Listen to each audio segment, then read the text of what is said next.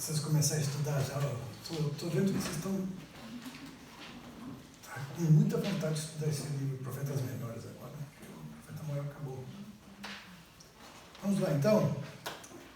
A queda de Jerusalém e o seu novo começo. No texto 1 fala sobre a cidade de Tiro e o seu rei, né? E aqui nós vamos ver que tem uma alusão ao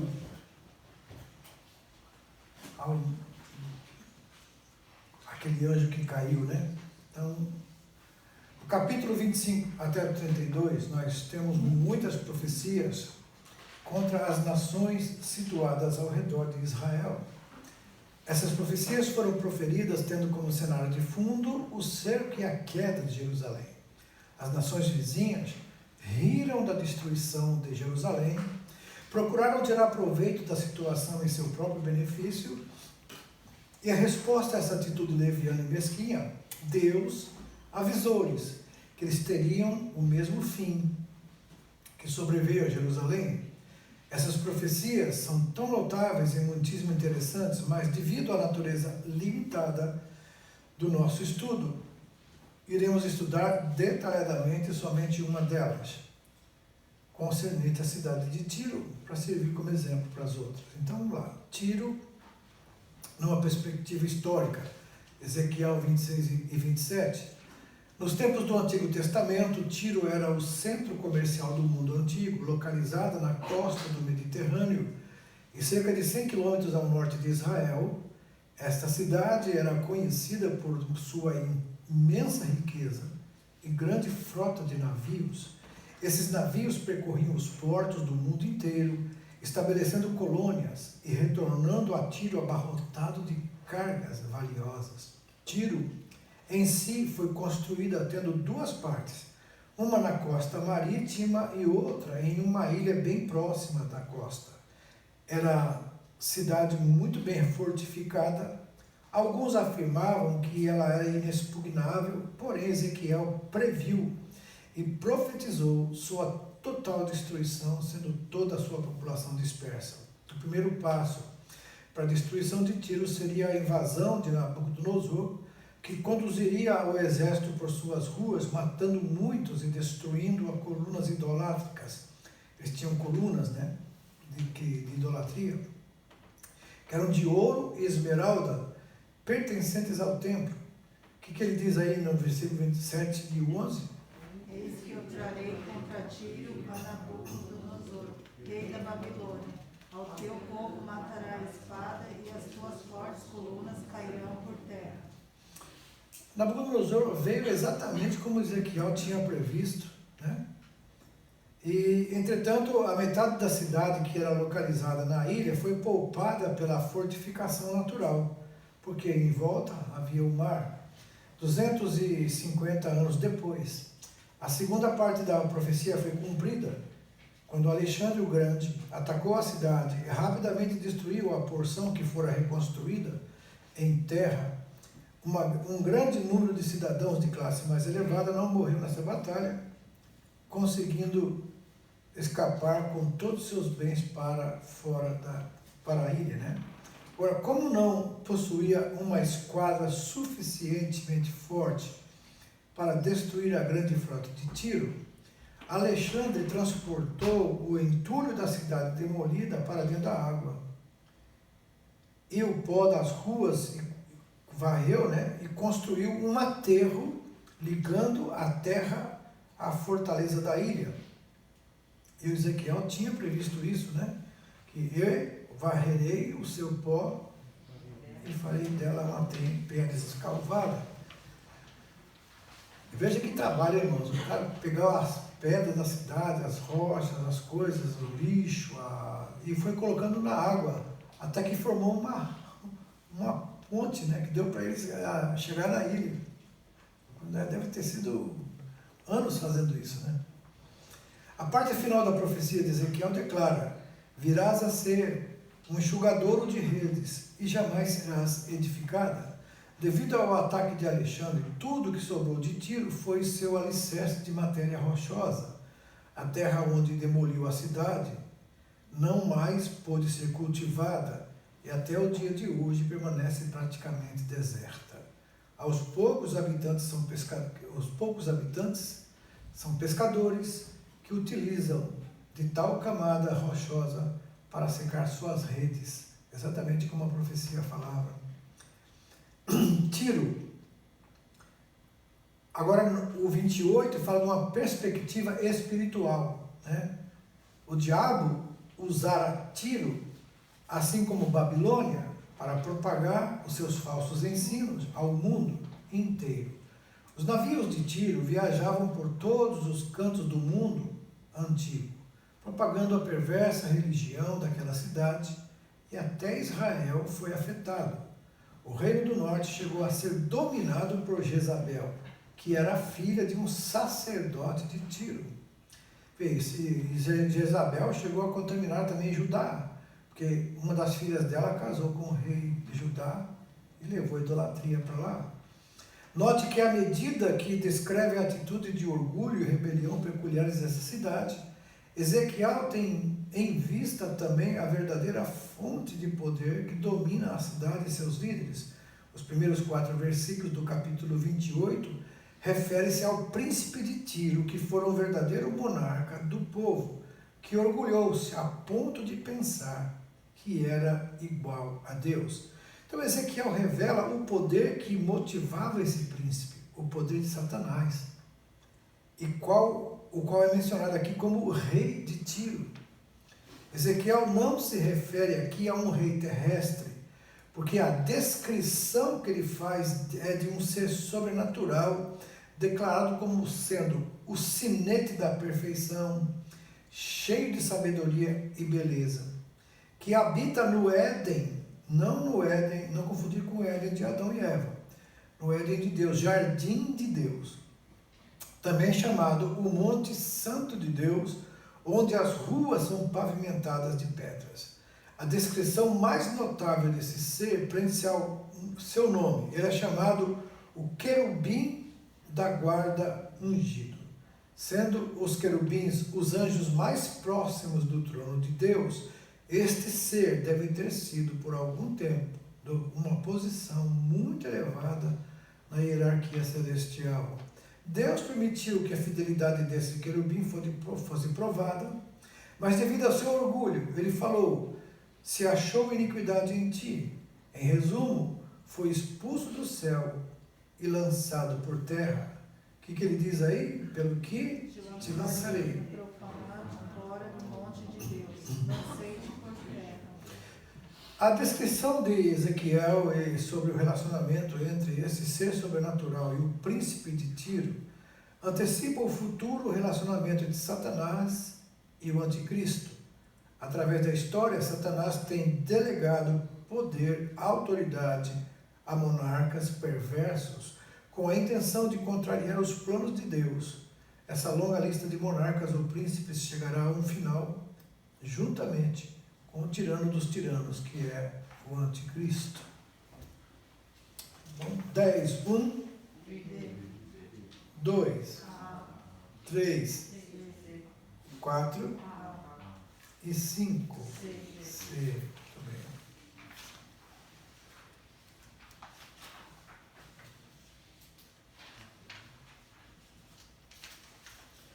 O atalaia e o pastor, Ezequiel 33 e 34. A terceira e última sessão do livro de Ezequiel começa no capítulo 33.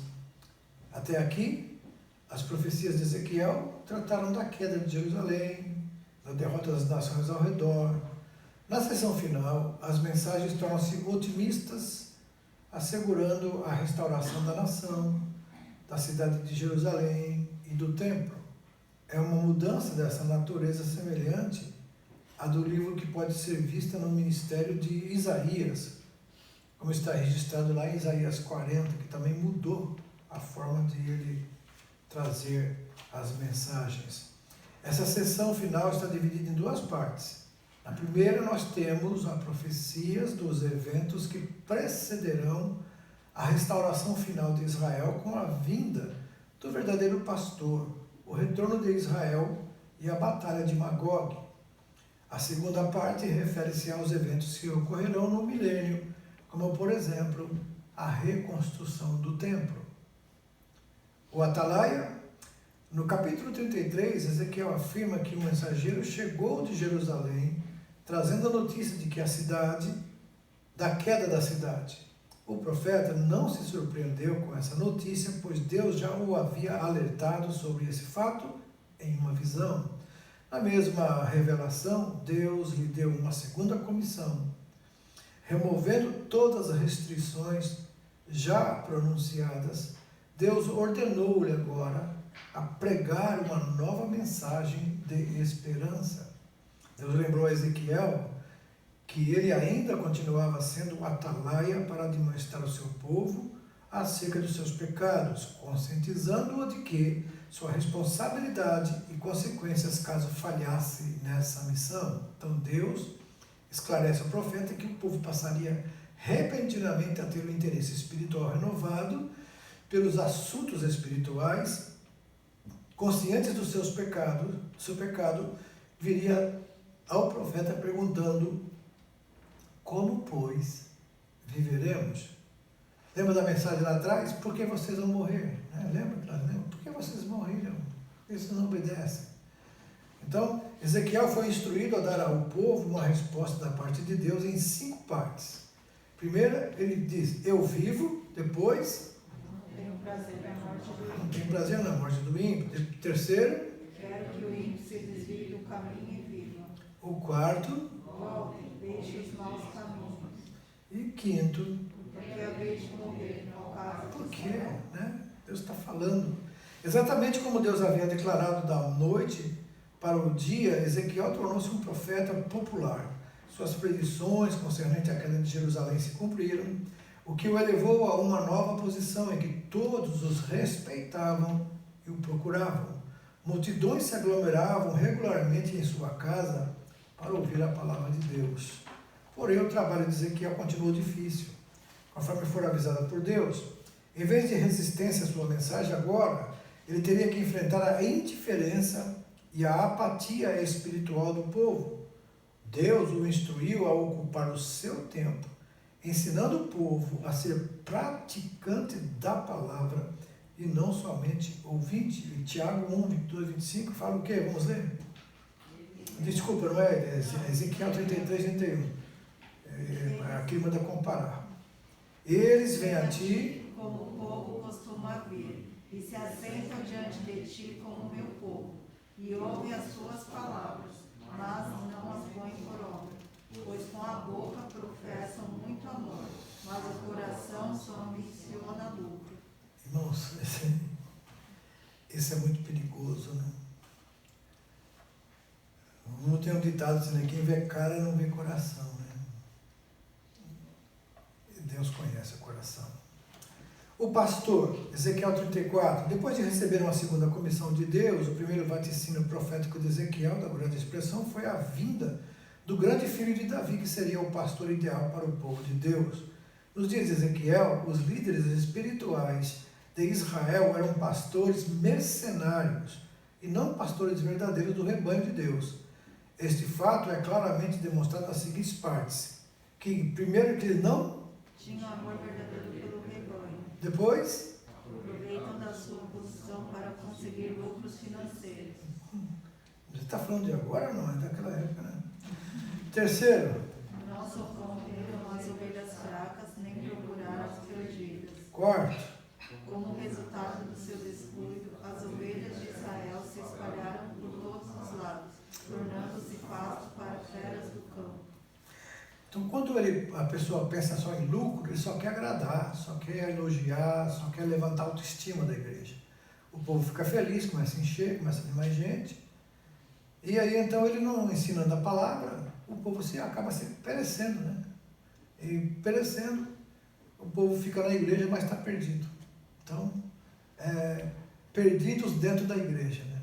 É uma coisa assim que é interessante. Deus deu a Ezequiel 2 promessas a respeito dos mercenários e do rebanho de Israel. A primeira promessa que Deus prometeu: os mercenários teriam que dar uma explicação pelas suas ações egoístas e irresponsáveis, eis. que eu estou contra os pastores e deles demandarei as minhas ovelhas. E a segunda promessa, Deus prometeu que o verdadeiro pastor de Israel tornaria a reunir suas ovelhas. A descrição dada a Ezequiel sobre este pastor divino não somente fornece quadro profético de Cristo, mas também define claramente o padrão de vida para os pastores da igreja dos nossos dias. Ezequiel 34, 11 até o 16, né? E o quadro a seguir. Qual é a primeira parte que eu mesmo? Procurarei as minhas ovelhas. Então é o interesse pelos perdidos. Depois ele diz, apacentá-las-ei De bons pastos. então alimentando com, A palavra de Deus. e a perdida buscarei, a desgarrada tornarei a trazer, Interesse e amor pelo desviado. e a quebrada ligarei, e a enferma fortalecerei. Conselho e conforto para o fraco. A palavra de Deus faz isso, amados. É só a gente ensinar a palavra que ela mesma vai fazendo isso nas pessoas, vai fortalecendo o fraco, vai curando as feridas. Esse é o poder da palavra, não é a palavra do pastor, é o poder da palavra de Deus, que é o sumo pastor, está aqui, né? Então Ezequiel encerra essa bela profecia com uma expressão de amor e conforto da parte de Deus. O que ele diz? Vós, pois, ovelhas minhas, ovelhas do meu pasto, homens sois, mas eu sou o vosso Deus, diz o Senhor. Amém. Glória a Jesus. 10, 6. Aí tem alguma errada? Tudo certo.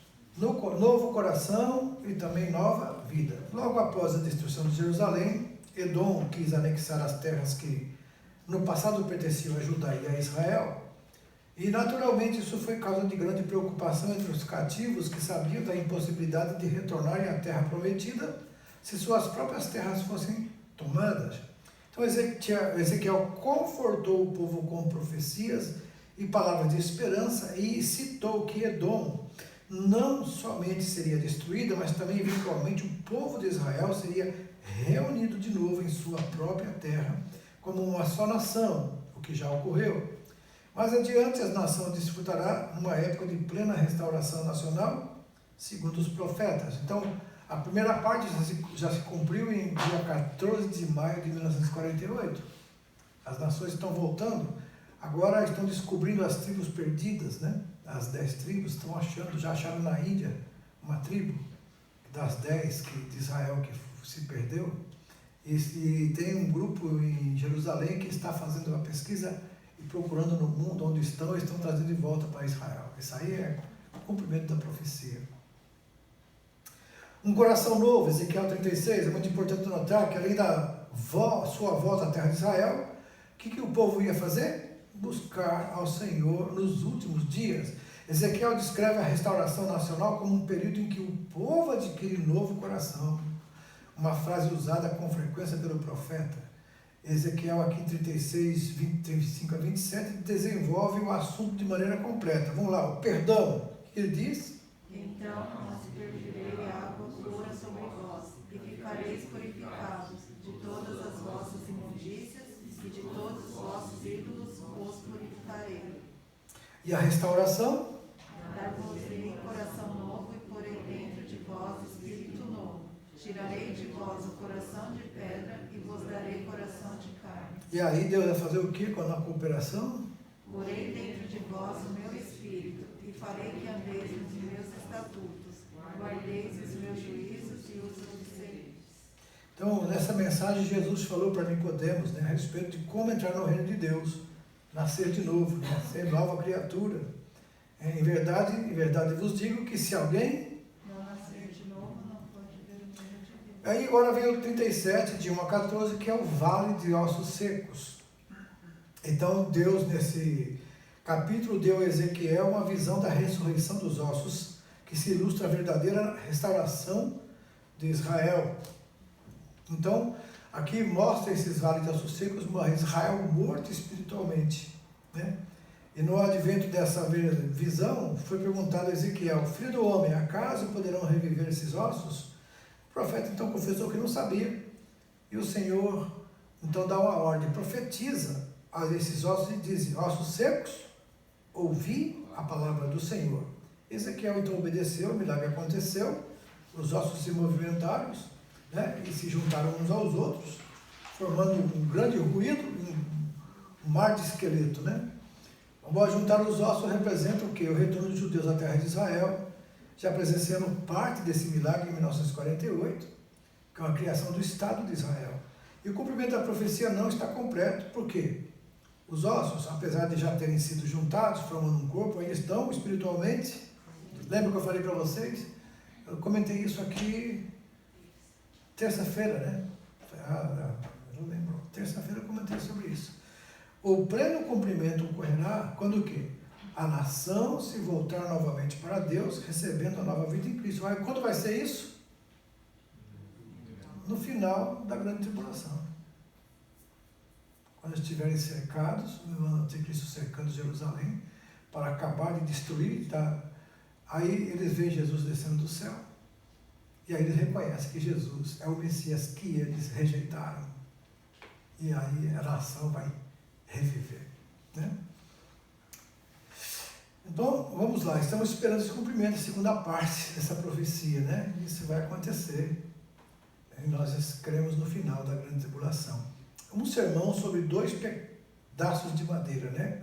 Agora, após a visão do osso seco, a sequência do capítulo chamado Sermão dos 2 pedaços de madeira, Ezequiel foi instruído por Deus a tomar 2 pedaços de madeira, escrever em um deles o nome de Judá e o outro o nome de Efraim. Em seguida, ele deveria juntar os 2 numa só mão, ilustrando assim a profecia da união final de todas as tribos de Israel.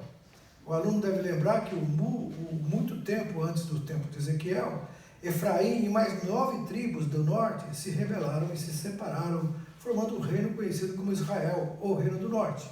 As 2 tribos que restaram, Judá e Benjamim, formaram essa nação conhecida como Judá. Então as 2 nações deixaram de existir. Deus prometeu que um dia elas seriam reunidas, formando uma só nação, e essa foi uma parte muito importante da mensagem de Deus a Ezequiel. Você vê, Ezequiel profetizou 600 antes de Cristo, né, mais ou menos. E se cumprindo agora, nos nossos dias. Olha quanto tempo. 2.500 anos, 2.600 anos, mais ou menos. A palavra de Deus é fiel. Ela se cumpre literalmente. Amém? E esse clímax agora da reunião das tribos é a promessa de Deus de um dia os 2 reinos retornarão para Deus, sua liderança. Então as 10 tribos que estão perdidas, mas que ninguém sabe onde está, vão ser reunidas novamente. E já começou. Então a hora que elas se reunirem, aí Deus vai fazer a junção, né?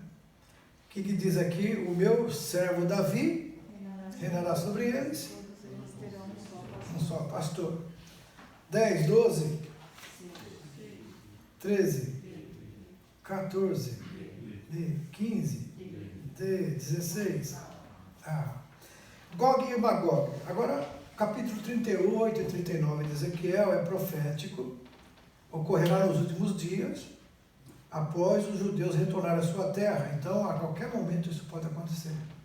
Os judeus já estão retornando à sua terra desde 48. Ezequiel explica que o grande chefe da banda do norte, chamado Gog, reunirá uma confederação de nações que em vão tentará evitar a iminente agressão. Finalmente, Deus intervirá para destruir o agressor, usando como arma um grande terremoto e o fogo vindo do céu. Como resultado dessa batalha, Gog perderá 5/6 de suas forças e levará 7 meses para enterrar os mortos, ou 7 anos para remover os escombros da batalha. Os participantes da batalha, Gog, o chefe da banda do norte, que comandará a invasão, terá um reino chamado Magog, composto de 2 regiões denominadas Meseque e Tubal. De acordo com Gênesis capítulo 10, versículo 2, esses eram os nomes dos filhos de Jafé. Na visão de Ezequiel, os nomes não se referem a países atuais, mas a regiões que atualmente fazem parte da Rússia. Os aliados de Gog serão Irã, que é os persas, o leste da Europa, Gomer, centro-oeste da África, Cush e Put, e Turquia, que é Togarma. Os opositores de Gog são apresentados como Sabá e Dedã, os mercadores de Tarsis ou seus leões. Sabá e Dedã são antigos países da Península Arábica. Os mercadores de Tarsis se referem ao oeste da Europa como leões e seus aliados. As Américas podem ser incluídas nos leões por terem sido descobertas pelos remotos descendentes de Tarsis, né? Então, o Novo Testamento, nós encontramos também referências a uma batalha de Gog e Magog, profetizada para ter um lugar no final do milênio, quando Satanás surgirá no mundo, resistindo contra o reinado de Cristo. Então, essa batalha de Ezequiel vai acontecer agora, antes do milênio. Mas essa outra aqui no final do milênio, ok? E essa batalha é inteiramente diferente da que é mencionada por Ezequiel. É importante que o aluno compreenda a distinção entre as duas batalhas. Primeiramente, a batalha mencionada por Ezequiel acontecerá nos últimos dias, 38:16. No contexto da passagem de Ezequiel, em conjunto com outras semelhantes, essa batalha deverá ocorrer no princípio da tribulação, ao passo que a batalha mencionada em Apocalipse ocorrerá em outra época, no final do milênio, tá? Então, essa batalha no final da grande tribulação chama-se a batalha do Armagedon, né? É diferente. Há outras distinções também nas duas batalhas, que Ezequiel 38:39 e Apocalipse 20 fala, sabe? Aí você está vendo aqui a comparação das duas, ok? Então, logo torna-se evidente que quando o apóstolo João usou a expressão Gog e Magog, em Apocalipse 28, estava usando esses nomes como títulos simbólicos representando os últimos inimigos de Israel. Alguns eruditos desenvolveram outra teoria, a de que a profecia de Ezequiel, ela se associa com a batalha do Armagedon. E essa teoria é bastante duvidosa, porque tem divergências. E olha aqui a divergência, né? O 38 e 39 eles vão ser conduzidos por Deus. Agora, em Apocalipse 20 é conduzido pela besta. Aqui fala Ezequiel de um limitado número de nações. Aqui tem a participação universal das nações. Em Ezequiel 38 e 39 sobrevive 1/6 dos invasores. Em Apocalipse 20, nenhum invasor sobrevivente. Na Ezequiel 38 e 39 fala de precedido de uma grande prosperidade de Israel. Em Apocalipse 20, uma grande tribulação com intenso sofrimento para Israel. Então, é diferente no seu conteúdo. A única batalha escatológica que tem alguma semelhança com Ezequiel é que está predita lá em Daniel 11:40, que vemos aí o sul e o norte guerreando com o anticristo. Essa batalha também terá lugar na primeira parte da tribulação. 3 anos e meio antes da batalha, o anticristo fará uma aliança com Israel e o protegerá. A Rússia, o Reino do Norte e seus aliados resistirão a esta aliança e tentarão destruir Israel. Nessa hora crítica, Deus socorrerá Israel através de eventos sobrenaturais registrados no 6º selo do Apocalipse, tais como terremoto e fogo do céu. Apavorados, reis, príncipes, generais e humildes soldados, todos fugirão em busca de segurança. Apocalipse 6:15.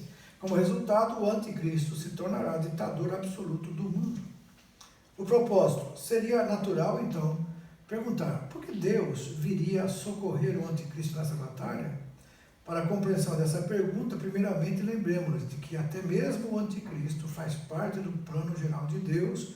No final dos tempos, Deus está no perfeito controle de todos os eventos políticos e até mesmo das ações dos homens pecaminosos, como fez no passado com os soberanos do Egito, Assíria, Babilônia, Pérsia, Roma, etc. Deus usará esses aspectos para cumprir seus propósitos para com os judeus, seu povo. No capítulo 37, o livro de Ezequiel, os ossos foram se juntando, ainda sem vida. Assim Israel se congregará sem a restauração do Espírito, a qual virá somente pela fé em Cristo. A batalha acima referida e o milagre da intervenção poderosa de Deus será um meio de conduzir Israel finalmente ao arrependimento e à vida espiritual. O próprio Ezequiel explica o propósito de Deus nessa batalha. O que ele diz? Manifestarei a minha glória entre as nações. Desse dia em diante, os da casa de Israel saberão que eu sou o Senhor, seu Deus. Então, nessa ordem cronológica dos eventos registrados no livro Ezequiel, a seguir ocorre o milênio, e não estudado aqui nesse livro. Né? A profecia encontrada em Apocalipse 7, 3 e 4 fala da salvação de 144 mil judeus, como resultado da manifestação do poder de Deus na batalha de Gog e Magog. Esses judeus salvos serão as primícias para Deus e para o Cordeiro nesse avivamento espiritual da nação. 10, 17... 18, 19 e 20. E o Senhor está ali, né? O último capítulo, os últimos capítulos, Ezequiel 40 até o 48, formam uma alegre conclusão da mensagem do livro. A primeira metade das suas profecias eram predições sobre a destruição do templo de Jerusalém. Agora, nesse trecho, ele prediz o quê? A reedificação do templo e da cidade santa, porém, não é simples existência da cidade que dá gozo ao profeta, mas o fato de que o quê? O Senhor estará ali. Então, no templo, no meio de Jerusalém. O templo milenar, agora vem o templo milenar, descrito em Ezequiel, será a habitação de Cristo na terra durante o milênio. Será grandioso e ocupará uma área de cerca de 2 km². Dali o Messias reinará sobre o mundo por 1000 anos. E na visão do templo, o profeta observa algo maravilhoso. A mesma glória que deixou desolado o antigo templo agora volta ao novo templo. Notamos que o retorno da glória divina provém do Oriente, pela porta que olha para a direção, que assim como foi ao seu êxodo. O que diz aí? 43, 2 e 4. E eis que, do caminho do Oriente, vinha a glória do Deus de Israel. A sua voz era como o ruído de muitas águas, e a terra resplandeceu por causa da sua glória. A glória do Senhor entrou no templo pela porta que olha para o Oriente. Então, isso porque Deus descreve detalhadamente esse templo, que o grande propósito de Deus é que Israel se envergonhasse de seus pecados. O que ele diz? O Filho do Homem mostra a casa de Israel deste tempo, para que ela se envergonhe das suas iniquidades, envergonhando-se eles de tudo quanto praticaram, faze-lhes saber a planta desta casa e seu arranjo. As partes finais, então, da interpretação do livro de Ezequiel, provavelmente são múltiplas referências aos sacrifícios que serão oferecidos no templo durante o milênio. Então, vai ser oferecido sacrifício no templo durante o milênio. Mas para quê?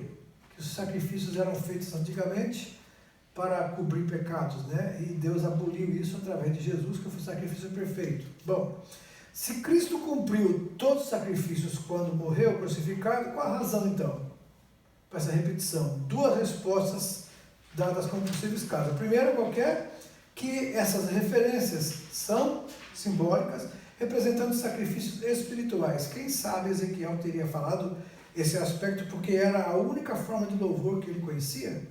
É o caso também da sua predição sobre Gog e Magog, onde ele declara que a batalha seria travada com espadas, lanças, arcos e flechas, quando na realidade tal batalha será travada com armas modernas. Okay? E a segunda resposta, talvez a mais própria, é que esses sacrifícios serão oferecidos como o quê? Memoriais à morte de Jesus, da mesma forma como hoje realizamos o quê? A ceia do Senhor. Então, o sacrifício de Cristo foi perfeito, né? Cumprindo os holocaustos, não podiam efetuar, sendo ele apenas memoriais, sem poder redentor. Possivelmente essas coisas no milênio continuarão exclusivamente para os judeus, que só então compreenderão o seu pleno significado. Ok? E a terra de Israel será dividida entre as tribos, como nos dias de Josué, e dessa vez, porém, a terra será muito mais extensa. Vai pegar desde o mar Mediterrâneo ao rio Eufrates, como Deus tinha prometido a Abraão. Atualmente, essa mesma terra é, na sua maioria, deserta, quase sem valor, a não ser as suas fontes minerais. A fim de restaurá-la, um grande rio jorrará debaixo do templo. Disso resultará que o terreno seco florescerá como a rosa, Imaginem na comparação do poderoso rio do Amazonas e seus afluentes sendo desviados para irrigar o arco do nordeste do Brasil. Mas pegaram o velho Chico, né? Já fizeram isso. Está funcionando. Agora, hoje, para vocês terem ideia, Israel ocupa, sabe quantos por cento somente da terra que Deus deu a Abraão? 11%. Quase 90%, 89% da terra que Deus deu a Abraão está ocupada. Desde o Líbano, aí do lado, aquelas cidades ali, todas elas pertencem ao povo de Israel. E eles vão ter isso no milênio. Né?